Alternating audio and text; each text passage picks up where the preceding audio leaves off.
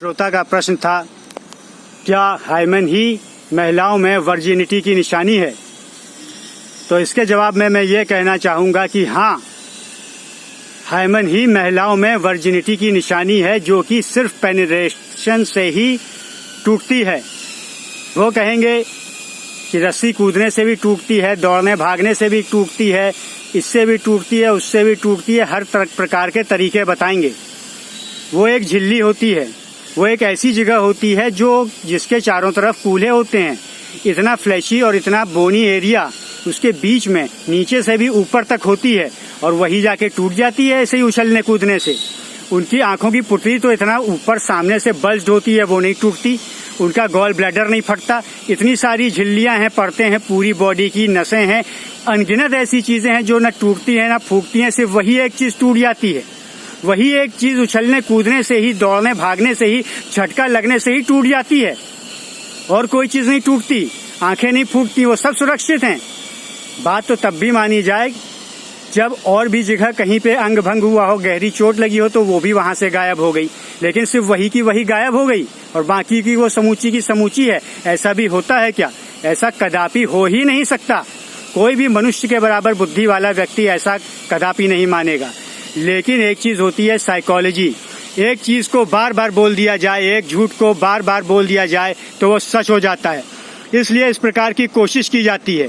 ऐसा मीडिया में कहा जाता है। इसलिए कहा जाता है क्योंकि इस प्रकार के कहने से ही लोगों को सुनने में अच्छा लगेगा। दूसरी चीज, जो मीडिया में लोग काम करते हैं, अन्य जगह जो काम करते हैं, यहाँ तक कि डॉक्टर्स भी और जो मेडिकल साइंस वाले भी, वो भी पुरुष महिला साथ में काम करते हैं। महिलाएं ऐसी बात नहीं सुनना चाहती, क्योंकि अगर उन्होंने कुछ ऐसा कर लिया है तो वो ये नहीं चाहती कि उन्हें उस पर कोई जज करे। लेकिन हम टेक्निकल बात कर रहे हैं, हम इमोशनल, अपनी क्या हम चाहते हैं, अपना इंटरेस्ट किस में है, हम उसकी बात नहीं कर रहे हैं। हम साइंटिफिक और टेक्निकल बात कर रहे हैं। तो ये बात 100% सच है कि पेनिट्रेशन से ही हाइमेन फट सकती है, अदरवाइज नहीं फट सकती। पेनिट्रेशन किसी भी चीज का हो, अदरवाइज ऐसा कदापि नहीं हो सकता। वो बनी ही इसलिए है, वरना वो बनी ही क्यों थी? वो थी, वो सिर्फ एक बार पेनिट्रेशन होगा, फट जाएगी, और एक बार हो गया तो हो गया, इसलिए वो ऐसी ही बनी है। लेकिन बार बार मीडिया में कहा जाता है, कुछ डॉक्टर्स भी कहते हैं, इलॉजिकल चीज कहते हैं, उसका कोई ग्राउंड नहीं है। क्या कोई ऐसा ट्रायल हुआ है? क्या कोई ऐसा ट्रायल हुआ है जिसमें जो है रैंडमाइज कंट्रोल ट्रायल करके पता कर लिया हो कि भाई ऐसे हाइमेन फटती है, ऐसे नहीं फटती है? ऐसा तो कुछ नहीं हुआ है। जबरदस्ती का कह दिया, ये फर्जी की बातें हैं। ऐसा कदापि नहीं हो सकता। हर एक चीज सुरक्षित है, सिर्फ वही चीज गायब हो जाती है। सबको कहने को ये हो जाता है। ये सिर्फ सामाजिक तौर पर जरूर काम आ सकता है कि ऐसा मीडिया में है तो हर कोई महिला जिसने कुछ ऐसा किया है वो बाद में किसी दूसरे से ये कह दे कि अरे मैंने कुछ नहीं किया, मेरे तो दौड़ने से, रस्सी कूदने से, उससे ऐसा हो गया होगा। कुछ के तो पैदाइशी ही नहीं होता। अरे पैदाइशी तो कुछ लोगों के आंखें भी नहीं होती, आंखें की पुतली भी नहीं होती। बिना लिवर के भी कोई पैदा हो सकता है, या एक किडनी के साथ भी लोग पैदा हो सकते हैं, वो जल्दी मर भी जाते हैं। लेकिन वही सिर्फ एक ऐसी चीज है, और कुछ लोग जिंदा भी रह जाते हैं। वैसे किसी के हार्ट में एक छेद भी होता है। तो अब आप सारी चीजें उस पर अप्लाई कर दें तो क्या आप नॉर्मली ये मानेंगे कि कोई महिला, कोई पुरुष ले लीजिए कि बिना 2 किडनी के पैदा हुए, एक ही किडनी थी? क्या ऐसा मान लेंगे? क्या ऐसा होता है? ऐसा कदापि नहीं होता। वो इतना रेयर है। वो पॉसिबल है, ऐसा हो सकता है कि बिना हाइमेन के भी कोई महिला पैदा हो जाए, या झटका लगने से हो जाए। तो झटका लगने से गॉल ब्लैडर भी किसी का फट सकता है, तो क्या फट जाता है ऐसे ही? वो इतना रेयर है कि वो नेग्लिजिबल से भी ज्यादा नेग्लिजिबल है, लेकिन वो बहानों के प्रति काम आता है। इसी प्रकार से लोग बहाने मान भी लेते हैं। जिस किसी का पहले से रिलेशन है, उसको किसी दूसरे को आगे रिलेशन में, स्पेशली हस्बैंड को ये बताना है, तो इस चीज का प्रयोग कर लिया जाता है। ये साइकोलॉजिकल और साइंटिफिक बात है। सच्चाई यही है। बाकी बातें सब फर्जी बातें हैं।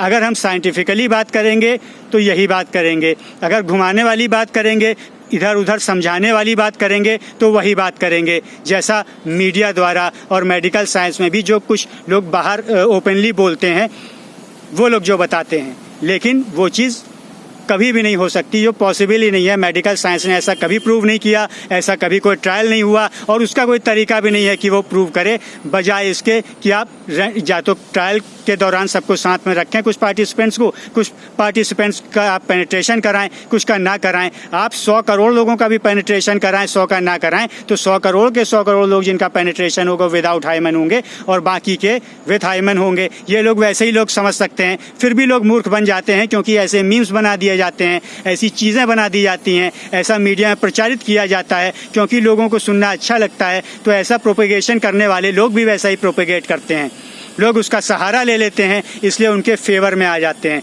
तो ये तो एक झूठ बोलने वाली बात है। एक साइंटिफिक व्यक्ति को, एक सच बोलने वाले व्यक्ति को तो एक सच बात कहनी चाहिए। लोग फिर किसी चीज़ का किसी तरीके से प्रयोग करें, ये एक अलग बात है। लेकिन ये स्थापित हुआ कि हाइमन सिर्फ पेनिट्रेशन से ही फटती है। अब बात आती है हाइमन कितने प्रकार की होती हैं। कई में तो स्पेस होता है, स्पेस भी होता है, सब कुछ होता है, छोटे छोटे छेद भी होते हैं, लेकिन वो इतना आसान नहीं होता। जब पेनिस का पेनिट्रेशन होता है जब तभी पूरी तरह से हाइमन फटती है। और ये सब बातें बेकार की बातें हैं कि अलग अलग प्रकार की होती है, मतलब किसी भी तरह से उस बात को छुपाओ और बचाओ और फिर वही रस्सी कूदने से, इससे उससे, ये वाले इसमें कहीं बच गए तो ये वाली चीज़ का बहाना मर दो। ये चीज़ पॉसिबल ही नहीं है, कोई ट्रायल नहीं हुआ, कोई ऐसा लॉजिक भी नहीं है, ऐसा होता भी नहीं है। समाज ने कभी जब रियलिटी में जिया था ऐसा कभी नहीं माना था।